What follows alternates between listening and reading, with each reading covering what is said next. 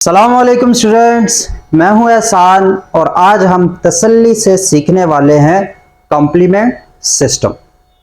यह lecture first year या second year के जो बुक है उससे थोड़ा सा हट के होगा, एक ब्रॉड लेवल पर बड़ा इंपॉर्टेंट है कंसेप्चुअली कि कॉम्प्लीमेंट सिस्टम के बारे में तसल्ली से समझना कि यार ये है क्या चीज़ और ये काम कैसे करता है, कॉम्प्लीमेंट सिस्टम एक्टिवेट कैसे होता है, क्यों एक्टिवेट होता है, कॉम्प्लीमेंट सिस्टम होता क्या है, इसके फायदे क्या है, अगर ये एक्टिवेट ना हो तो क्या होता है, और ये सारी चीजें आपस में ना इंटरकनेक्टेड कैसे हैं।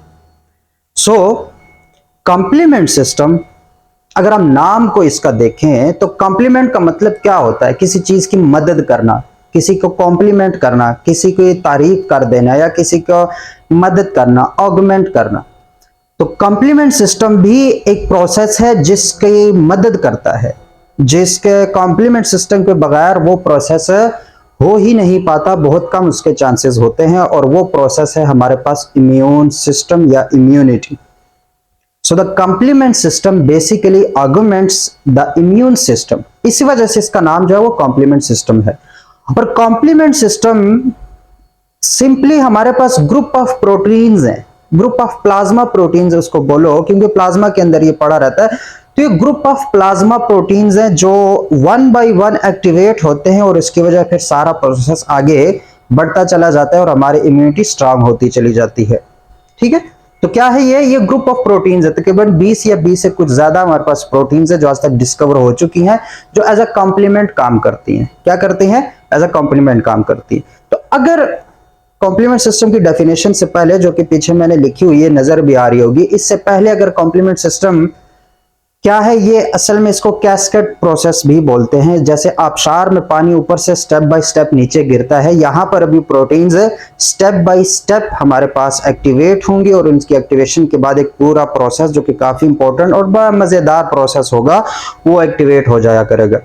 तो अगर हम प्रॉपरली डिफाइन करें कि what is complement system, so the complement system is a part of immune system, is a part of immune system। immune system का बड़ा ही important part है that enhances the ability of antibodies। पहला function antibodies की ability को ये enhance करता है। मतलब एंटीबॉडीज कैसे किल करती हैं एक बैक्टीरिया को, उसकी मदद करते हैं, एंटीबॉडीज की मदद करती है हमारी कॉम्प्लीमेंट सिस्टम वाला प्रोसेस जो है।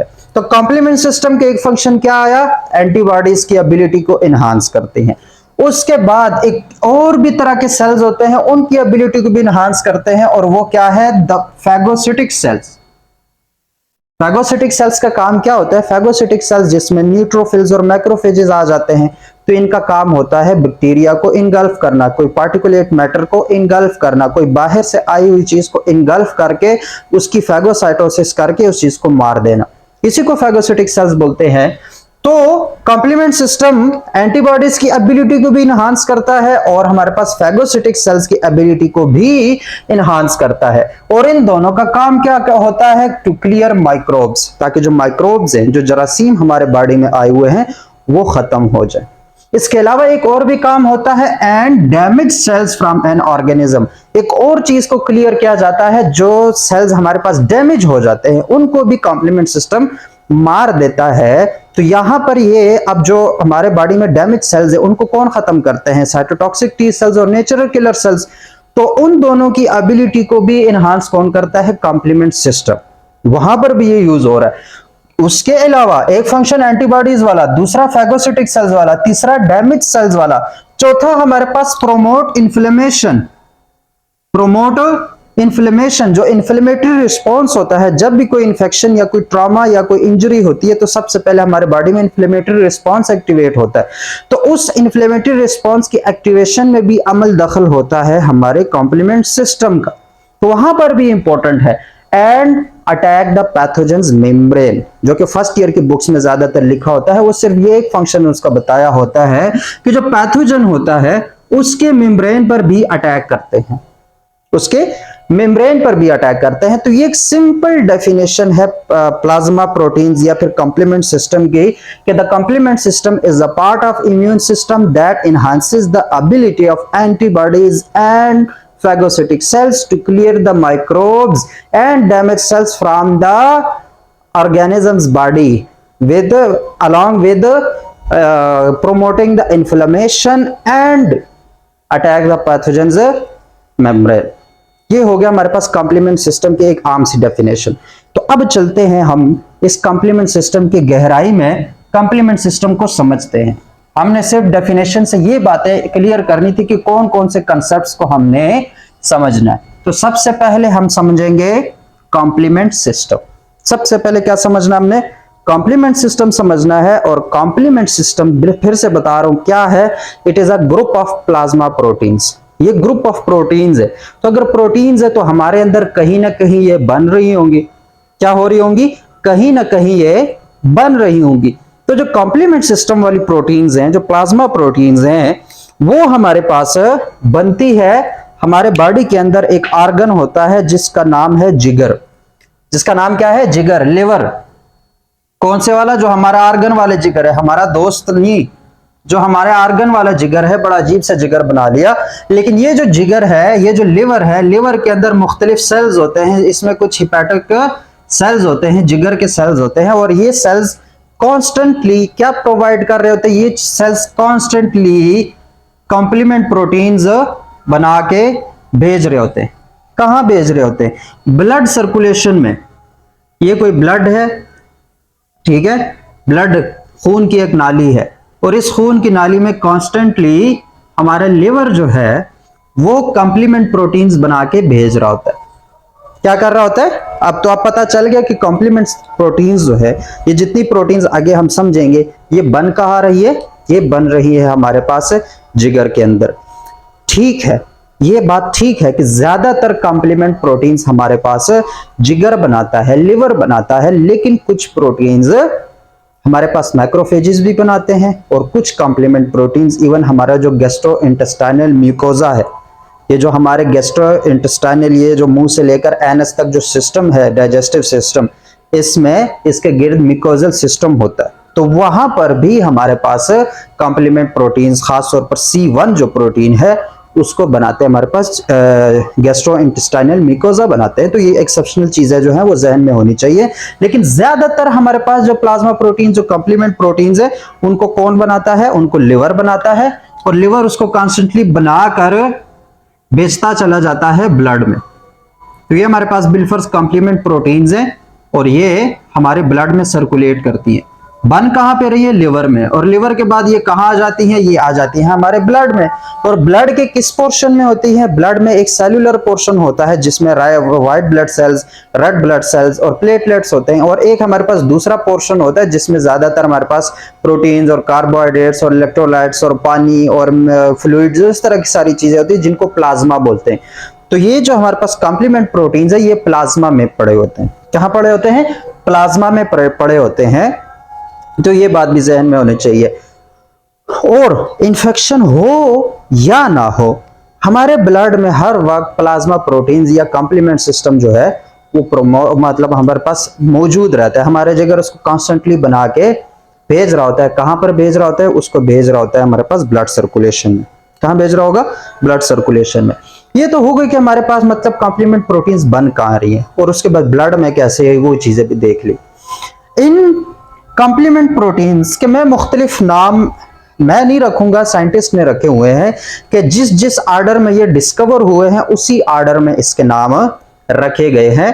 तो उनमें से मैं कुछ नाम यहां पे रखूंगा कि एक हमारे पास बिलफर C1 है। एक क्या है? C1 मतलब कॉम्प्लीमेंट प्रोटीन नंबर 1। सबसे पहले ये हमारे पास डिस्कवर हुआ था C1, तो उसको C1 कह दिया। फिर है हमारे पास C2 मतलब दूसरे नंबर पे, फिर C3, फिर C4, फिर C5, फिर C6, फिर C7, फिर C8, फिर C9। मैं इतने कुछ प्रोटीन्स कंसीडर कर रहा हूं कि हमारे ब्लड में ये सारे कॉम्प्लीमेंट प्रोटीन्स हैं जिनके नाम क्या क्या है? C1, C2, C3, C4। और ये किस बेस पे है कि जिस ऑर्डर में, जिस सीक्वेंस में ये डिस्कवर हुए हैं उसी सीक्वेंस से इनका नाम रखा गया। मतलब सबसे पहले ये वाला प्रोटीन डिस्कवर हुआ C1, तो उसका C1, फिर उसके बाद C2 डिस्कवर हुआ, C3 डिस्कवर हुआ। तो ये डिस्कवरी वाला सीक्वेंस है। आगे प्रोसेस में ये सीक्वेंस थोड़ा उल्टा चलेगा, तो उसको वहीं पे हम सीखेंगे। तो ये कुछ प्रोटीन्स है जो कि हमारे ब्लड में पड़ी हुई हैं, हमारे ब्लड में सर्कुलेट कर रही है। लिवर और मैक्रोफेजेस या फिर हमारे पास जो गैस्ट्रोइंटेस्टाइनल ट्रैक है वो उसको बना के ब्लड में भेज रहे हैं। अब बिलफर्ज हो जाती है, एक इन्फ्लेमेशन हो जाती है, एक इंजरी हो जाती है, हमारे बॉडी में कहीं पर इंजरी हो जाती है, वही इन्फ्लेमेटरी रिस्पॉन्स दोबारा से कंसीडर कर रहे हैं।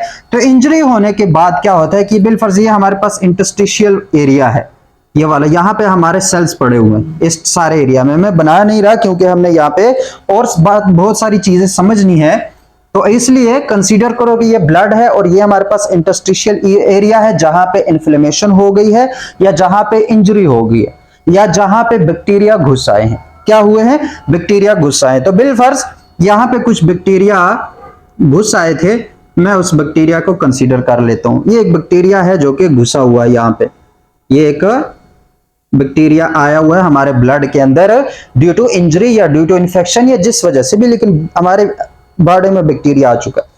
तो जब बैक्टीरिया आता है तो इन्फ्लेमेटरी रिस्पांस होता है। इन्फ्लेमेटरी रिस्पांस के बदले में सबसे पहले जो मास्ट सेल्स होते हैं वो एक केमिकल हार्मोन, एक अलार्मिंग सिग्नल रिलीज करते हैं जिसको हम हिस्टामीन बोलते हैं। और हिस्टामीन के नतीजे में क्या होता है कि जो ब्लड वेसल्स हैं, ये जो खून की नालियां हैं, इनकी दीवारें, इनकी एपिथेलियल सेल्स में वेजोडाइलेशन हो जाती है। मतलब इनके दरमियान जो स्पेसेस है, ये एक सेल ये है और एक सेल ये है। जब इनमें वेजोडाइलेशन होती है तो ये जो सेल्स के दरमियान स्पेस है वो थोड़ी ज्यादा हो जाती है। मतलब ऐसे इनके दरमियान जो स्पेसेस हैं वो थोड़ी सी ज्यादा हो जाती है, वेजोडाइलेशन प्रोसेस हो जाता है। ये जो epithelial cells of the blood vessels हैं, तो इनकी वेजोडाइलेशन की वजह से क्या होगा कि यहां पर जो ब्लड के अंदर काफी सारे न्यूट्रोफिल्स भी फिर रहे थे, मैक्रोफेजेस भी फिर रहे थे, इसी तरह प्लाज्मा प्रोटीन्स भी फिर रहे हैं, तो वो सब कुछ जो है वो आहिस्ता से यहाँ पे इंटर कर जाएगा। सबसे पहले न्यूट्रोफिल्स आएंगे, मैक्रोफेजेस वगैरह आएंगे, और साथ ही साथ में हमारे पास ये जो कॉम्प्लीमेंट प्रोटीन्स हैं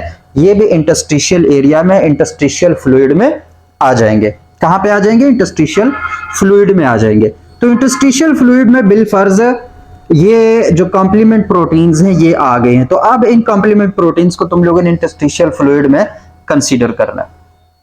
कंसीडर करने के बाद बिलफर्ज हम क्लासिकल पाथवे से शुरू करते हैं। अभी हम समझ लेंगे क्लासिकल पाथवे क्या है कि हफ्ता 10 दिन बाद उस इन्फेक्शन के खिलाफ, उस प्रॉपर एंटीजन के खिलाफ एंटीबॉडीज हमारे पास बन गई हैं। बी सेल्स जो थे उन्होंने एंटीजन के खिलाफ एंटीबॉडीज बना ली है। तो ये इसके ऊपर कोई एंटीजन था, क्या था हमारे पास? एक एंटीजन था, और इस एंटीजन के ऊपर हमारे बॉडी के बी सेल्स ने क्या बना लिए? हमारे बॉडी के बी सेल्स ने एंटीबॉडीज बना ली हैं। ऐसे हमारे पास क्या होती हैं? एंटीबॉडीज, जिसमें एक दो लाइट चेन होती हैं, दो हेवी चेन्स होती हैं, और आपस में वो डाइसल्फाइड ब्रिजेस की वजह से जुड़ी हुई होती हैं। जिसका ये वाला पोर्शन जो है हमारे पास, ऊपर वाला पोर्शन, इसको FC पोर्शन बोलते हैं, और जो नीचे है ये उसके आर्म्स हैं, इसको FAB पोर्शन बोलते हैं। FAB मतलब fragment that antigen binding fragment. तो ये वाली जगह और ये वाली जगह इस एंटीजन के साथ जुड़ जाएगी। क्या हो जाएगी? जुड़ जाएगी। तो मैं इस एंटीबॉडी को आके जोड़ रहा हूं। ये हमने बेसिकली ये समझना है कि जो एंटीबॉडी है वो कैसे हेल्प आउट करती है किसी बैक्टीरिया को मारने में, क्योंकि खुद तो एंटीबॉडी नहीं मारती, तो फिर कैसे हेल्प आउट करती है? ये एंटीजन था और ये उस पे एक एंटीबॉडी आई और उसने इसको रिकॉग्नाइज कर लिया।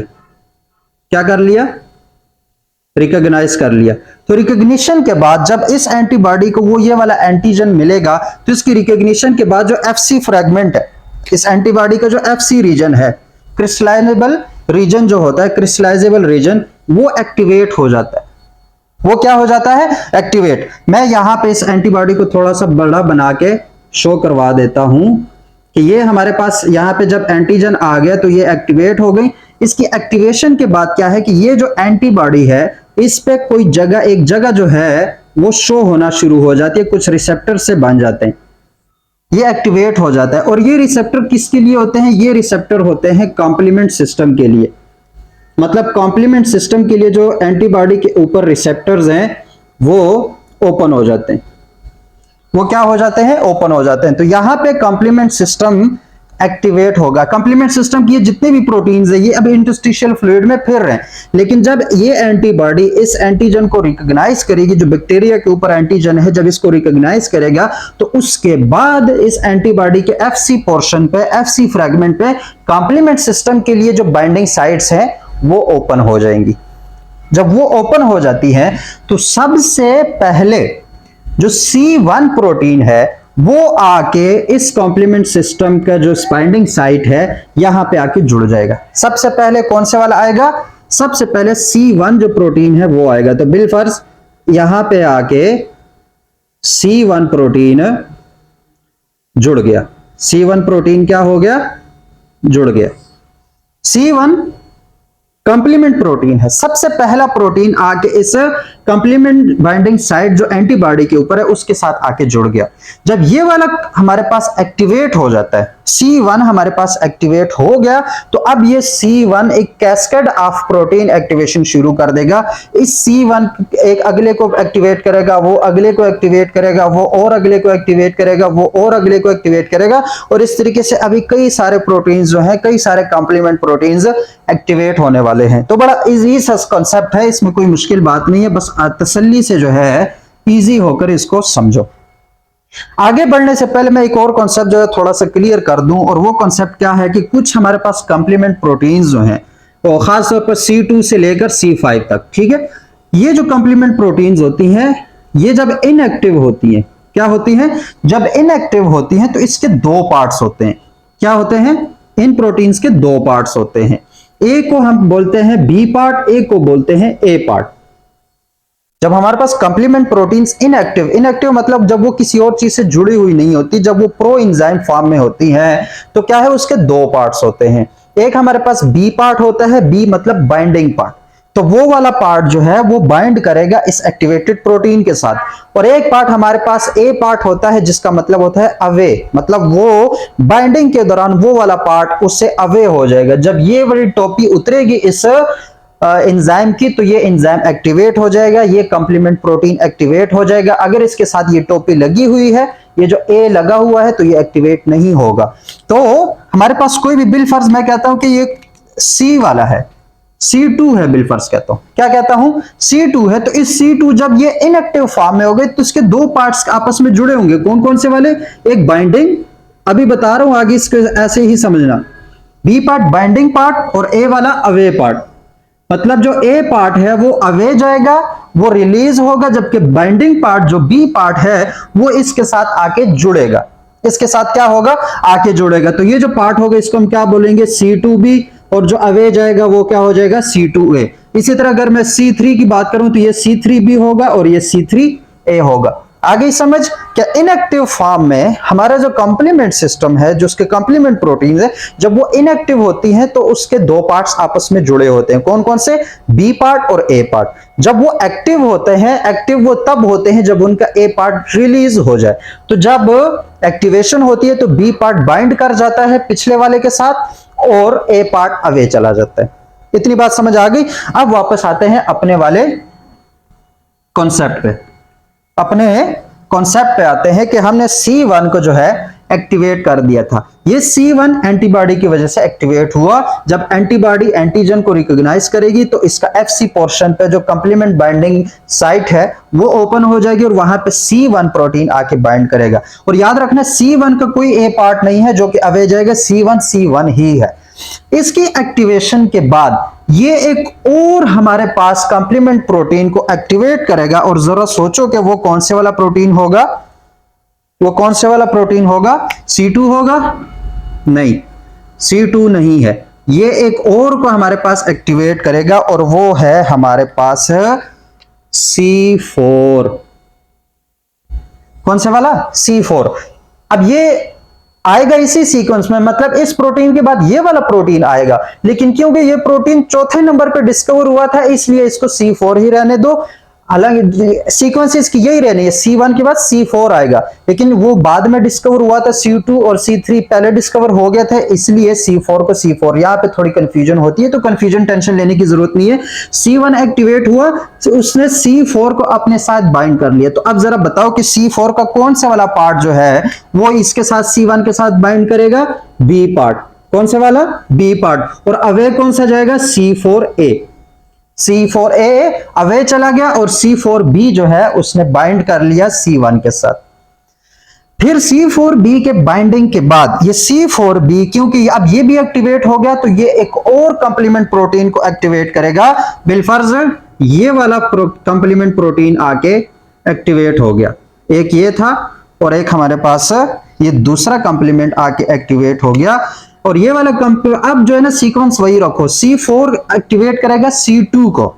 किसको एक्टिवेट करेगा? C2 को एक्टिवेट करेगा। तो एक्टिवेशन के बाद क्या है कि C2B पार्ट जो है वो उसके साथ बाइंड कर जाएगा और C2A पार्ट जो है वो अवे चला जाएगा।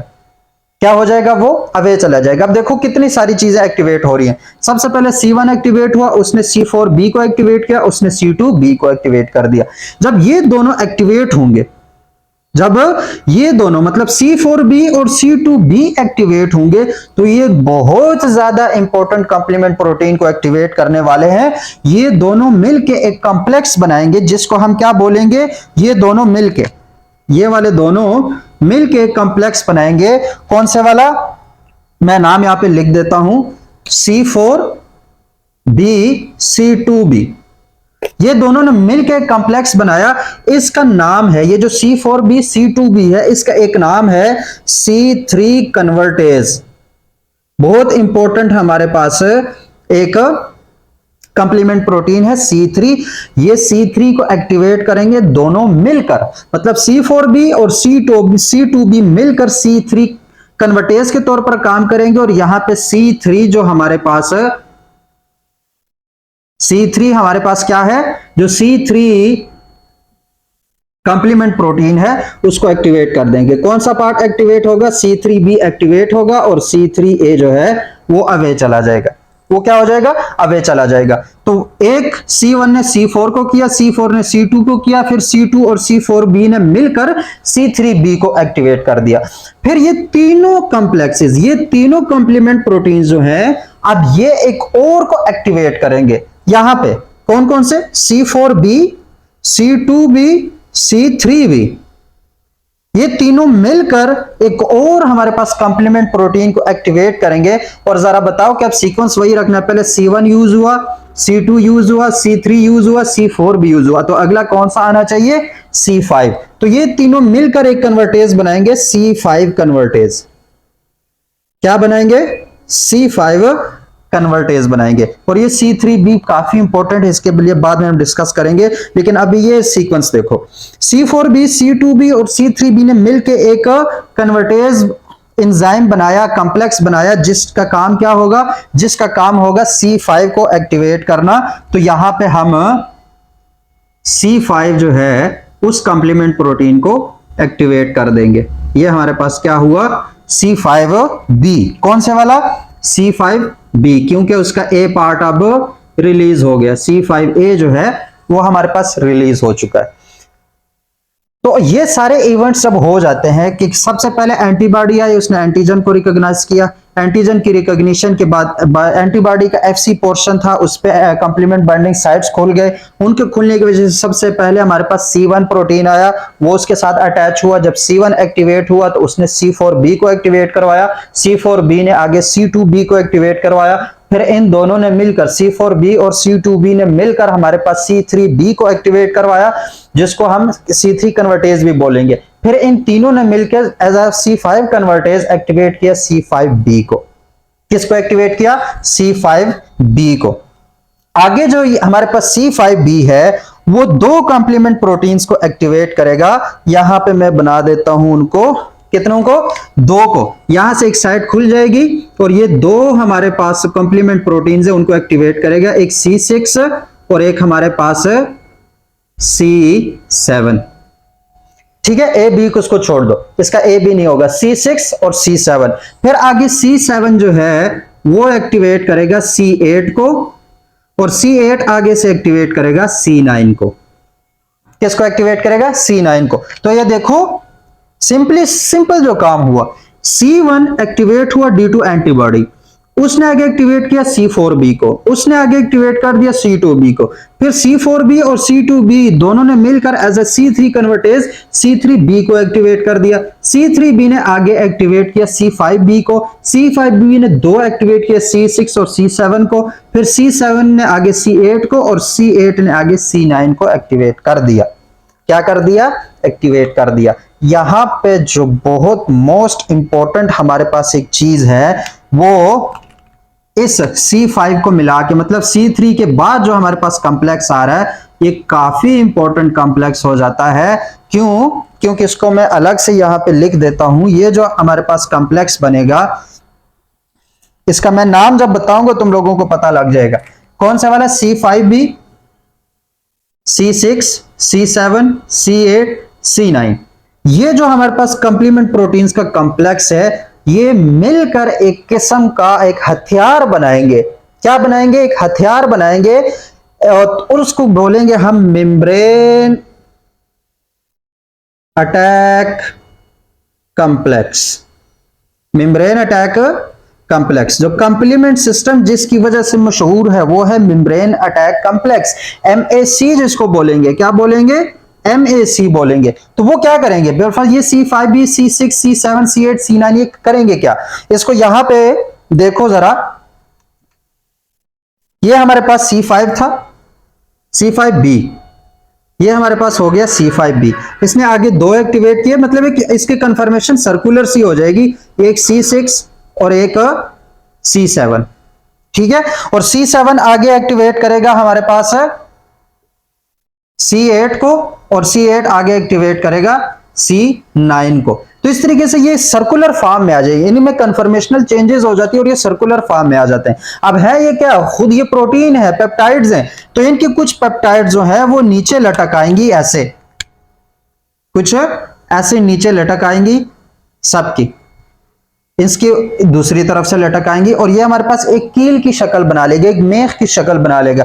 इसको अगर हम इस तरीके से भी बनाएं तो भी इजीली समझ आ जाता है कि ये हमारे पास उसका ऊपर वाला पार्ट है और ये वाला उसका नीचे वाला पार्ट है। तो ये C5b, फिर ये C6, ये C7, ये C8 और ये वाला C9, और ये सारे मिलकर एक कील की शक्ल बना लेंगे। क्या बना लेंगे?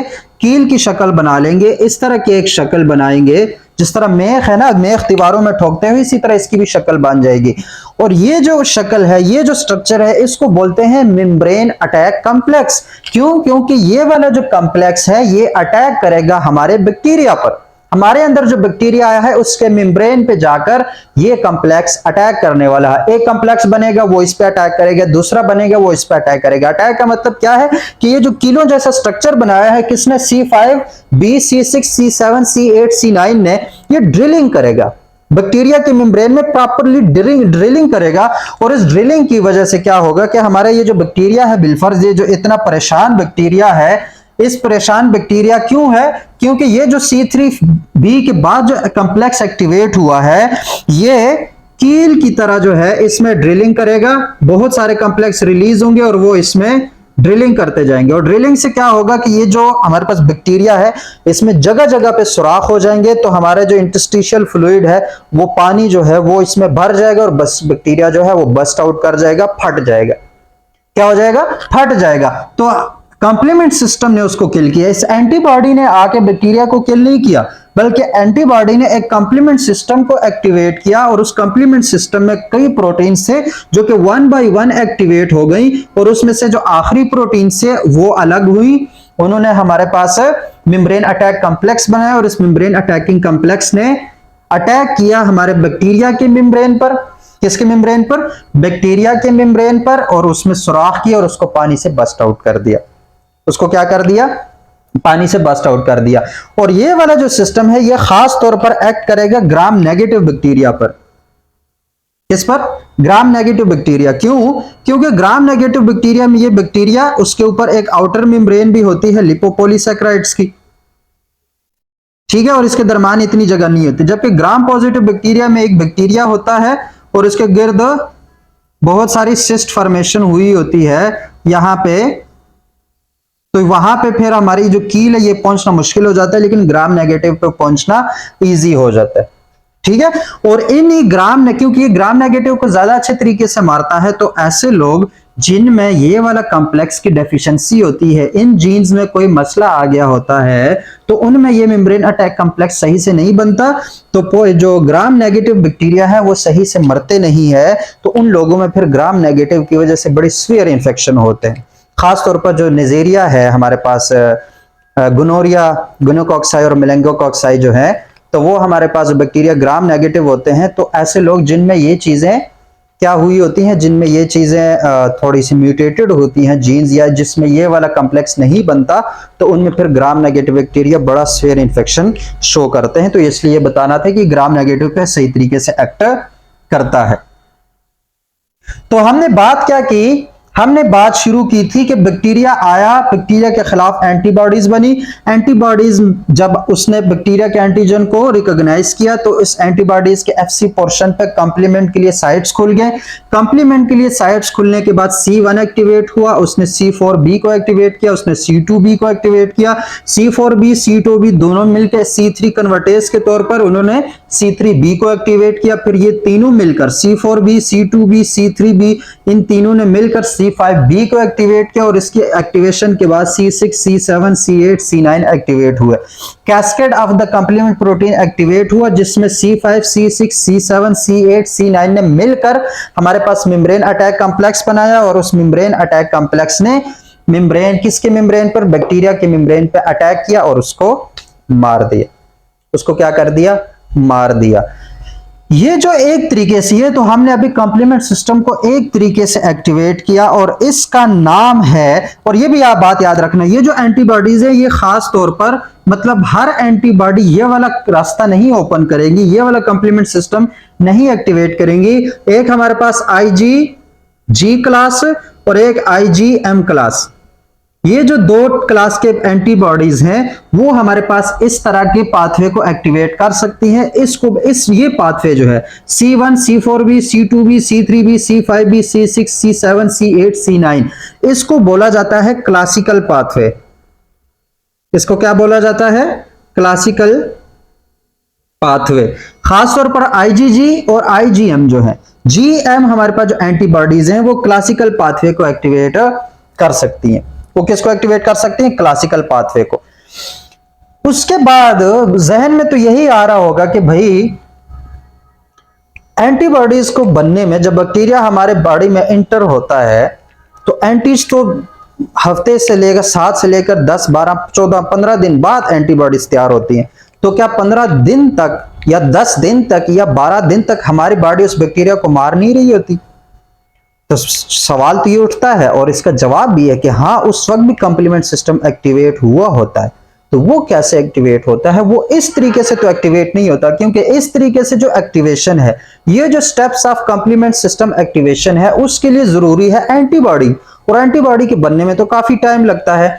तो उसके लिए भी रास्ता है, और उसको बोलते हैं अल्टरनेटिव पाथवे या अल्टरनेट पाथवे, कि हम कंप्लीमेंट सिस्टम को एक और पाथवे से भी एक्टिवेट कर सकते हैं। लेकिन अल्टरनेटिव पाथवे की तरफ बढ़ने से पहले हमने एक और चीज को थोड़ा सा समझना है कि ये तो एक तरीके से बैक्टीरिया को मारा गया है due two membrane attacking complex, एक और तरीका भी है जिसकी मदद से ये बैक्टीरिया मरेगा ड्यू टू कंप्लीमेंट सिस्टम। हालांकि उसमें कोई वो हमारे पास मेम्ब्रेन अटैकिंग कॉम्प्लेक्स नहीं आएगा। तो वो भी करते हैं।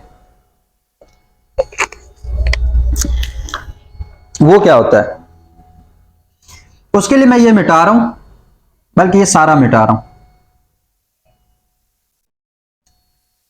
क्या कर रहा हूं, ये सारा मिटा रहा हूं। ये अभी हम एंटीबॉडीज की फंक्शन जो है उसके लिहाज से भी इसको डिस्कस कर रहे हैं।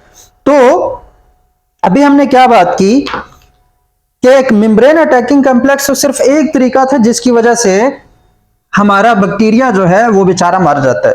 एक और भी तरीका है, ये बिलफर्ज बैक्टीरिया है, ठीक है, इसके ऊपर एंटीजन था, उस एंटीजन को एंटीबॉडी ने रिकॉग्नाइज किया, इसका एफसी पोर्शन एक्टिवेट हुआ, तो उस पे C1 आके एक्टिव हो गया, C1 ने C4b को एक्टिवेट किया, C4b ने C2b को एक्टिवेट किया, C2b ने C3b को एक्टिवेट किया और C4a B3 जो है वो सारे जो निकल गए। जब इसकी एक्टिवेशन हो जाती है तो ये जो C3b है, जब मैंने कहा था कि ये काफी इंपॉर्टेंट है, इस C3b के लिए फैगोसिटिक सेल्स के ऊपर भी रिसेप्टर्स होते हैं। किसके ऊपर? Phagocytic cells. फैगोसिटिक सेल्स में कौन कौन से हैं? एक न्यूट्रोफिल्स हैं, क्या है? न्यूट्रोफिल्स। और एक हमारे पास मैक्रोफेजेस हैं। ये दोनों क्या है? फैगोसाइटोसिस करते हैं। मैक्रोफेजेस मतलब बहुत बड़े ईटर हैं, ये बैक्टीरिया को पूरा पूरा निगल लेते हैं, उसको खा लेते हैं।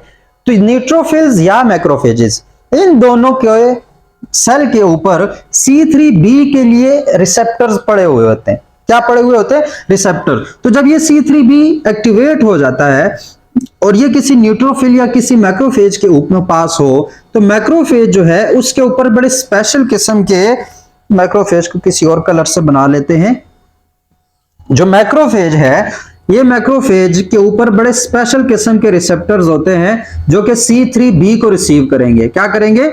C3b को रिसीव करेंगे। इसको बोलेंगे C3b रिसेप्टर्स। ठीक है, एक मैक्रोफेजेस है, मैक्रोफेजेस के ऊपर साइट्स होती हैं, कुछ रिसेप्टर्स होते हैं जो कि C3b को डिटेक्ट कर सकते हैं। तो ये C3b मैक्रोफेज का पार्ट था।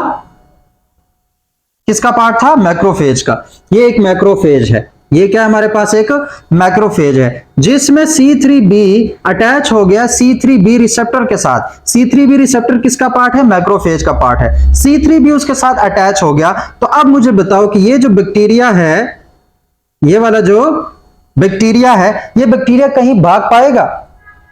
मतलब क्या हुआ कि हम बैक्टीरिया को कई तरीकों से मार सकते हैं। एक तो हमने उसमें ड्रिलिंग कर दी मेम्ब्रेन अटैकिंग कॉम्प्लेक्स की वजह से, तो उसे तो वो मर गया, समझ भी आ गई। दूसरा तरीका क्या है कि हम अपने दुश्मन को एक संगल के साथ, एक जंजीर के साथ बांध दें और उसको किसी कुत्ते या किसी शेर या किसी रीछ के आगे फेंक दे, तो क्या वो बच जाएगा? वो रीछ उसके, मतलब वो जो शेर है वो उसकी चीर फाड़ कर देगा, या वो कुत्ता जो बड़ा भूखा कुत्ता है और बुल्टेरिया है वो तो उसकी चीर फाड़ कर देगा। तो इस तरीके से भी बैक्टीरिया मार सकते हैं कि इस एंटीबॉडी ने C3-5b तक कंप्लीमेंट सिस्टम को एक्टिवेट किया। फिर जो C3b है उसके रिसेप्टर्स मैक्रोफेजेस और न्यूट्रोफिल्स के ऊपर थे, तो उसके साथ जाके अटैच हो गया। तो अब ये जो मैक्रोफेज है, इससे ये बैक्टीरिया कहीं जा ही नहीं सकता, क्योंकि एक हाथ से जो कंप्लीमेंट सिस्टम है उसने मैक्रोफेज को पकड़ लिया, दूसरे हाथ से उसने बैक्टीरिया को पकड़ लिया। तो अब ये बैक्टीरिया तो कहीं जा नहीं सकता, इस बैक्टीरिया ने बिल आखिर आके मैक्रोफेज में इनगल्फ होना है और इस तरीके से ये बैक्टीरिया मर जाता है। तो इस तरीके से भी बैक्टीरिया की किलिंग हो सकती है due to macrophages and neutrophils. यहां पे ये बात डिस्कस करने का जो मकसद था, वो मकसद ये था कि इस पूरे प्रोसेस को, जब मैक्रोफेज इस तरीके से एक बैक्टीरिया को खाता है कि उसके दरमियान कोई लिंक आ जाए, कोई चीज, कोई बंदा उस मैक्रोफेज के लिए बैक्टीरिया को बांध ले, पकड़कर मैक्रोफेज के सामने लाए, तो इस पूरे प्रोसेस को एक नाम दिया जाता है ऑप्सोनाइजेशन। क्या नाम दिया जाता है? Opsonization. What is opsonization? Opsonization हमारे पास एक ऐसा प्रोसेस है जिसमें एक ऑप्सिनीन मॉलिक्यूल, वो वाला मॉलिक्यूल, अब अभी मैं बताता हूं, जिसमें एक ऑप्सिनीन मॉलिक्यूल एक साइड से पार्टिकुलेट मैटर के साथ बाइंड करे और दूसरे साइड से फैगोसिटिक सेल के साथ बाइंड करे और फैगोसाइटोसिस का जो प्रोसेस है उसको इनहांस करे। इस तरीके के जो प्रोसेस होता है उसको ऑप्सोनाइजेशन बोलते हैं, और ऐसे मॉलिक्यूल जो ऐसा काम करते हैं उसको ऑप्सिनीन मॉलिक्यूल्स बोलते हैं। उनको क्या बोलते हैं? ऑप्सिनीन मॉलिक्यूल। जैसे यहां पे ये जो C3b है, ये C3b एज अ ऑप्सिनीन मॉलिक्यूल काम कर रहा है, क्योंकि ये एक साइड से मैक्रोफेज के साथ अटैच हुआ, दूसरी साइड से ये एंटीबॉडी के थ्रू बैक्टीरिया के साथ अटैच हुआ। तो अब क्या है कि फैगोसाइटोसिस जो प्रोसेस है मैक्रोफेजेस का, वो इनहांस हो गया। तो इस प्रोसेस को हम बोलेंगे ऑप्सोनाइजेशन बोलेंगे। इसको क्या बोलेंगे? ऑप्सोनाइजेशन। और इस C3b जो मॉलिक्यूल है इसको बोलेंगे ऑप्सिनीन मॉलिक्यूल। इसको क्या बोलेंगे? ऑप्सिनीन मॉलिक्यूल। ये तो कॉम्प्लीमेंट सिस्टम के जरिए हुआ। एक हमारे पास ऑप्सोनाइजेशन IgG जो हमारे पास एंटीबॉडी है, कौन से वाली? IgG जो क्लास है, वो IgG क्लास बिलफर्ज ये हमारे पास एक बैक्टीरिया है, एंटीजन था, उस पे आईजीजी आके बाइंड कर गया। तो आईजीजी की जो हमारे पास पोर्शन है, एफसी पोर्शन है, इस एफसी पोर्शन के ऊपर भी हमारे पास कुछ डोमेन्स होते हैं जिनके लिए रिसेप्टर मैक्रोफेज के ऊपर होते हैं। ये जो आईजीजी है, इसके एफसी पोर्शन पे हमारे पास मैक्रोफेज बाइंडिंग साइट्स होती हैं, वो खुल जाती हैं डायरेक्टली। तो मैक्रोफेज डायरेक्टली आके आईजीजी के साथ बाइंड करेगा और उस बैक्टीरिया को खा लेगा। तो एक हमारे पास ऑप्सिनिन मॉलिक्यूल की एग्जांपल क्या हुई, C3b जो कि कॉम्प्लीमेंट प्रोटीन है, और एक हमारे पास आईजीजी जो कि एक एंटीबॉडी है। तो इस तरीके से हमारे पास इनडायरेक्ट किलिंग ऑफ बैक्टीरिया भी हुई। मतलब पहले उसमें कंप्लीमेंट सिस्टम आया, कंप्लीमेंट सिस्टम के थ्रू बैक्टीरिया जो है वो इनगल्फ हो गया बाय मैक्रोफेज। और डायरेक्ट किलिंग भी हुई कि जब एंटीबॉडी आई, एंटीबॉडी के कौन से वाले, आईजीजी, उसके एफसी पोर्शन पे मैक्रोफेजेस बाइंडिंग साइट्स थे, तो उनकी बाइंडिंग की वजह से मैक्रोफेज और बैक्टीरिया जो है वो आपस में बाइंड कर जाएंगे और बैक्टीरिया जो है वो ऑटोमेटिकली मर जाएगा। तो इस तरीके से भी हमारा जो एंटीबॉडी है वो बैक्टीरिया को मार सकती है बाय इन्वॉल्विंग फैगोसिटिक सेल्स जो कि न्यूट्रोफिल्स और मैक्रोफेजेस हैं। तो अब दोबारा से वो डेफिनेशन याद करो कि हमारे पास जो कॉम्प्लीमेंट सिस्टम है वो इनहांस करते हैं ability of antibody and phagocytic cells to kill the microbe. तो तीन तरीकों से न्यूट्रोफिल्स भी उसको मारेगा, फैगोसाइटोसिस डायरेक्ट हो या इनडायरेक्ट हो। हमारे पास न्यूट्रोफिल भी मारेगा और मेम्ब्रेन अटैकिंग कॉम्प्लेक्स भी मारेगा कॉम्प्लीमेंट सिस्टम को। तो ये तो हो गया हमारे पास एक पाथवे, और उसके अंदर ऑप्शनाइजेशन दरमियान में आ गई, और वो पाथवे था क्लासिकल पाथवे। ये क्या था, क्लासिकल पाथवे। लेकिन दोबारा से वही बात कि भाई क्या हमारा जो जिस्म है वो 10-15 दिन एंटीबॉडी के बनने का वेट करेगा? ऐसा नहीं होता, बल्कि एक और तरीके से भी हम कॉम्प्लीमेंट सिस्टम को एक्टिवेट कर सकते हैं, और उसका नाम है अल्टरनेटिव पाथवे। उसका नाम क्या है, अल्टरनेट पाथवे। तो अब अल्टरनेट पाथवे जो है उसको देखते हैं। अब इजी है, जो मेन काम था वो हम क्लासिकल पाथवे में समझ चुके हैं। तो अब जो थोड़ी बहुत चेंजिंग आती है वही हम समझेंगे। तो बिलफर्ज ये इंफेक्शन हुआ और बैक्टीरिया अंदर आ गया। ये बैक्टीरिया जो है वो अंदर आया हुआ है, और इस बैक्टीरिया खास तौर पर मैं कहता हूं कि ग्राम नेगेटिव बैक्टीरिया है। क्या है हमारे पास, ग्राम नेगेटिव। तो ग्राम नेगेटिव बैक्टीरिया के ऊपर एक एक्स्ट्रा मेम्ब्रेन होती है लिपोपॉलीसैकेराइड्स की, जिसका एक और नाम हो सकता है एंडोटॉक्सिन। तो यहां पे हमारे पास एंडोटॉक्सिन्स होती हैं, इस लिपोपॉलीसैकेराइड पे एंडोटॉक्सिन्स प्रेजेंट होती हैं। तो ये बैक्टीरिया जैसे ही अंदर आता है तो हमारे जो इंटरस्टिशियल फ्लूइड है, मतलब इन्फ्लेमेशन हो जाती है, और ये कॉम्प्लीमेंट प्रोटीन्स और बाकी मैक्रोफेजेस, न्यूट्रोफिल, सारी चीजें आ जाती है इंटरस्टिशियल फ्लूइड में। तो उसके आने के बाद ये जो हमारे पास एंडोटॉक्सिन था, ये जो लिपोपॉलीसैकेराइड की लेयर है इस बैक्टीरिया के ऊपर, बड़ा खुश हो रहा है कि मेरे ऊपर तो एक एक्स्ट्रा दीवार है तो दुश्मन अंदर से नहीं आएगा। लेकिन क्या हमारे बॉडी में क्या होता है कि इस एंडोटॉक्सिन को के साथ भी एक कॉम्प्लीमेंट प्रोटीन है जो कि डायरेक्टली अटैच हो सकता है। वो कॉम्प्लीमेंट प्रोटीन है C3। कौन से वाला, C3 जो है वो इस एंडोटॉक्सिन को रिकॉग्नाइज करेगा, उसके साथ बाइंड करेगा, C3b बाइंड करेगा और C3a रिलीज हो जाएगा। C3a रिलीज हो जाएगा। जब C3b डायरेक्टली बाइंड करेगा एंडोटॉक्सिन के साथ, तो ये एक और तरह का प्रोटीन है जिसको एक्टिवेट करेगा, और उस प्रोटीन का नाम है प्रोटीन बी। अच्छी बात है कि कोई और नाम नहीं रखा, प्रोटीन बी है वो एक्टिवेट हो जाएगा, और उसका भी जो बी पार्ट है वो इसके साथ बाइंड करेगा, और बी जो बी ए पार्ट है वो अवे चला जाएगा। फिर ये C3b और BB ये दोनों मिलकर, कौन सा, पहले C3b आया एंडोटॉक्सिन वाला, अल्टरनेट पाथवे हम देख रहे हैं। पहले C3b आया, C3b ने BB प्रोटीन को एक्टिवेट कर दिया। फिर C3b एंड BB ये दोनों मिलकर C3b एंड BB ये दोनों मिलकर एज अ C3 कन्वर्टेज काम करेंगे। क्या काम करेंगे, ये एमसीक्यूज के लिए काफी इंपॉर्टेंट है। ये दोनों मिलकर एज अ C3 कन्वर्टेज काम करेंगे और C3 एक और कॉम्प्लीमेंट प्रोटीन को एक्टिवेट कर देंगे, C3 बी के फॉर्म में, जबकि C3A रिलीज हो जाएगा। क्या हो जाएगा? रिलीज हो जाएगा।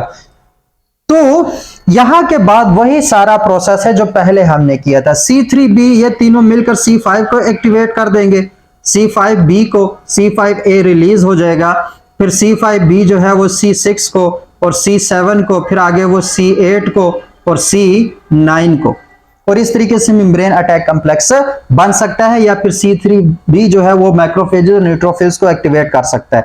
तो ये जो हमारे पास C5B के बाद के इवेंट्स होते हैं जिसको टर्मिनल इवेंट्स बोलते हैं, ये 3 पाथवे हैं और तीनों में सेम है। डिफरेंट आते हैं जो अर्ली इवेंट्स होते हैं। ये अर्ली इवेंट्स में जैसे क्लासिकल पाथवे में सबसे पहले C1 एक्टिवेट हुआ ड्यू टू एंटीबॉडी, यहां पे C3 एक्टिवेट होता है ड्यू टू एंडोटॉक्सिन, तो ये एंडोटॉक्सिन की वजह से एक्टिवेट हुआ, और इस C3B ने आगे फिर एक और एक्स्ट्रा प्रोटीन है बी प्रोटीन जिसको बोलते हैं, उसका बाइंडिंग पार्ट उसके साथ जुड़ गया और अवे वाला पार्ट चला गया, फिर इन दोनों ने मिलकर एज अ C3 कन्वर्टेज काम किया, C3B को एक्टिवेट कर दिया। तो एमसीक्यूज जो मैं कहता हूं याद रखो, वो बाज़ दफा एमसीक्यूज जो है या क्वेश्चन ऐसे आ जाते हैं कि क्लासिकल पाथवे में C3 कन्वर्टेज कौन सा है, तो क्लासिकल पाथवे में तो हमारे पास C4A और C2B था, जबकि अल्टरनेट पाथवे में जो C3 कन्वर्टेज है वो हमारे पास C3B एंड BB है, और C5 का पूछें तो उस लिहाज से ये पता होना चाहिए। बाकी जो टर्मिनल इवेंट्स है वो तीनों में सेम होता है। एक और भी पाथवे है जो हमने करना है, लेकिन शुरू वाला जो अल्टरनेट पाथवे में ये इस तरीके से कॉम्प्लीमेंट सिस्टम जो है वो एक्टिवेट हो सकता है और वो आगे इस बैक्टीरिया को मार देगा। लेकिन ये हमने कहा कि ग्राम नेगेटिव के लिए, लेकिन बाद में जब रिसर्चर्स जो साइंसदान लोग थे उन्होंने देखा कि यार एंटीबॉडी भी नहीं है, ग्राम नेगेटिव बैक्टीरिया भी नहीं है, मतलब ग्राम पॉजिटिव बैक्टीरिया है, लेकिन फिर भी कॉम्प्लीमेंट सिस्टम एक्टिवेट हो रहा है, तो वो कैसे हो रहा है? तो उसके लिए तीसरा जो हमारे पास रास्ता है कॉम्प्लीमेंट सिस्टम को एक्टिवेट करने का, पहले दो, एक क्लासिकल पाथवे, दूसरा अल्टरनेट पाथवे, वो तो हो गया। एक तीसरा तरीका है कॉम्प्लीमेंट सिस्टम को एक्टिवेट करने का, और वो क्या है हमारे पास? MBL pathway. कौन से वाला पाथवे? MBL पाथवे, बड़ा रिसेंटली डिस्कवर हुआ है। MBL पाथवे, या फिर बल्कि MBL पाथवे अभी लिख देता हूं ताकि आगे फिर तुम लोगों को क्यूरियोसिटी हो कि MBL है क्या चीज। अब बेफर्ज इंफेक्शन हुआ और हमारे अंदर बैक्टीरिया या कोई पार्टिकुलेट मैटर आ गया, बेफर्ज ग्राम पॉजिटिव या जो भी हो, इस बैक्टीरिया के ऊपर बड़े स्पेशल किस्म के मॉलिक्यूल्स होते हैं, रिसेप्टर्स टाइप के मॉलिक्यूल्स होते हैं जिसको बोलते हैं मेनोज या मेनिन। ठीक है, मैनिन या मेनोज जो भी बोलो। तो ये हमारे बैक्टीरिया के ऊपर होते हैं, जबकि हमारे ब्लड में ये जो हमारे पास कॉम्प्लीमेंट प्रोटीन्स हैं, इस ब्लड में हमारे पास एक किस्म का मॉलिक्यूल होता है, एक प्रोटीन होती है जिसको हम बोलते हैं मेनोज बाइंडिंग लेक्टिन। इसका नाम क्या है? मेनोज बाइंडिंग लेक्टिन प्रोटीन, मतलब इसका नाम लेक्टिन है जिसका काम होता है मेनोज के साथ बाइंड करना। तो ड्यू टू इन्फ्लेमेशन जब वैसोडाइलेशन होती है तो ये मेनोज बाइंडिंग लेक्टिन भी आके इंटरस्टिशियल फ्लूइड में आ जाता है, और वो फिरते फिरते वो इस मेनोज को डिटेक्ट कर लेता है। इस मेनोज को क्या कर लेता है? डिटेक्ट कर लेता है। मतलब यहां पे आके ये जो लेक्टिन है वो इस मेनोज के साथ बाइंडिंग कर लेगा, बाइंड बना हो जाएगा। क्या हो जाएगा? मेनोज के साथ बाइंड हो जाएगा। तो यहां से जो पाथवे शुरू होगा उसको क्या बोलेंगे? Mannose binding lectin pathway. Mannose binding lectin pathway, ठीक हो गया? कौन सा? मेनोज बाइंडिंग लेक्टिन पाथवे शुरू होगा। और ये क्या काम करेगा? ये जो लेक्टिन है ये डायरेक्टली एक्टिवेट कर देगा C4B को। किसको एक्टिवेट कर देगा? C4B को, जबकि C4A अवे चला जाएगा। फिर C4B आगे किसको एक्टिवेट करेगा बताओ जरा? किसको एक्टिवेट करेगा? C2 को। C2B को एक्टिवेट करेगा, फिर C2A रिलीज हो जाएगा, फिर C4B और C2B दोनों मिलकर एक्टिवेट करेंगे C3B को। किसको एक्टिवेट करेंगे? C3B को। C3A रिलीज हो जाएगा, फिर ये तीनों मिलकर एक्टिवेट करेंगे C5B को। C5A रिलीज हो जाएगा, उसके बाद फिर C6, C7, C8 और C9। तो अगले जो टर्मिनल काम है वो सेम है। तो मेनोज बाइंडिंग पाथवे जिसमें अगर ग्राम पॉजिटिव टाइप बैक्टीरिया आता है, अभी इसमें कोई एंटीबॉडी इन्वॉल्व नहीं, इसमें कोई एंटीजन इन्वॉल्व नहीं, बस जो बैक्टीरिया के सरफेस पे एक मॉलिक्यूल होता है, एक पॉलीसैकेराइड होता है जिसको हम मेनोज बोलते हैं, उस मेनोज पे लेक्टिन आके बाइंड करता है। जब लेक्टिन उसको बाइंड कर लेगा तो उसके बाद फिर C4B एक्टिवेट होगा, वो आगे C2B को एक्टिवेट करेगा, वो आगे C3B को। यहाँ पे क्या है कि यहाँ पे कोई C1 इन्वॉल्व नहीं है, कोई हमारे पास बी प्रोटीन इन्वॉल्व नहीं है, कोई हमारे पास एंटीबॉडी इन्वॉल्व नहीं है, कोई हमारे पास क्या एंडोटॉक्सिन इन्वॉल्व नहीं है, लेकिन फिर भी हमारा कंप्लीमेंट सिस्टम एक्टिवेट हो जाता है। तो हमने अभी तक कितने हमारे पास पढ़े हैं? हमने अभी तक 3 पढ़े हैं। कौन कौन से वाले? एक हमने क्लासिकल पाथवे जिसको बहुत डिटेल से साथ में समझा, फिर हमने अल्टरनेटिव पाथवे, और फिर हमने एक क्लासिकल पाथवे, एक हमारे पास अल्टरनेटिव पाथवे, काफी इंपॉर्टेंट है, इन्हीं की वजह से तुम लोग आए हो लेक्चर देखने, और एक हमारे पास MBL पाथवे। कौन सा वाला? MBL pathway. तो इसमें अगर हम गौर से देखते हैं तो अल्टरनेट पाथवे या MBL पाथवे जो है, ये दोनों pathway second line of defence के तौर पर काम करेंगे। किस पे? सेकंड लाइन ऑफ डिफेंस के तौर पर। मतलब इनको एक्टिवेट होने के लिए किसी खास बी सेल या टी सेल की जरूरत नहीं होती, किसी खास एंटीजन की एंटीबॉडी की जरूरत नहीं होती इनको एक्टिवेट होने के लिए। जबकि classical pathway third line of defence का पार्ट होगा। क्या होगा? Third line of defence. मतलब क्लासिकल पाथवे तब एक्टिवेट होगा जब third line of defence activate हो, एंटीबॉडीज बने, तो वो एंटीबॉडीज आगे कैसे किलिंग करेंगे उसके लिए क्लासिकल पाथवे जो है वो एक्टिवेट होता है, जबकि अल्टरनेटिव पाथवे और MBL pathway second line of defence के तौर पर एक्टिवेट होती है। तो that was all about complement system और उसकी एक्टिवेशन। लेकिन जो आपको क्या लगता है कि जो हमने अवे भेजे थे, जैसे C2A, C4A, C3A, C5A, ये जो हमने अवे भेजे थे, ये फालतू गए क्या? ये फालतू गए क्या? जो हमने डेफिनेशन में पढ़ा था कि प्रोमोट इन्फ्लेमेशन, तो इन्फ्लेमेशन को कैसे प्रोमोट किया वो तो अभी तक हमने देखा ही नहीं, तो उसको भी तो देखना है। तो ये C2A, C4A, C3A, C5A ये करते क्या है, क्यों रिलीज होते हैं, कैसे रिलीज होते हैं, इनका काम क्या है, इन्फ्लेमेशन कैसे प्रोमोट होती है, और क्या काम हो सकता है, कीमोटैक्सिस कैसे होती है, ये सारी बातें इंशाल्लाह अगले लेक्चर में डिस्कस करेंगे, क्योंकि अभी काफी टाइम हो गया, लेक्चर काफी लंबा चला गया। तो होप सो कि इस पार्ट में ये समझ आ गई होगी कि अल्टरनेटिव पाथवे, क्लासिकल पाथवे और कंप्लीमेंट सिस्टम और MBL पाथवे ये क्या बलाए हैं और ये किस तरह एक्टिवेट डीएक्टिवेट होती है।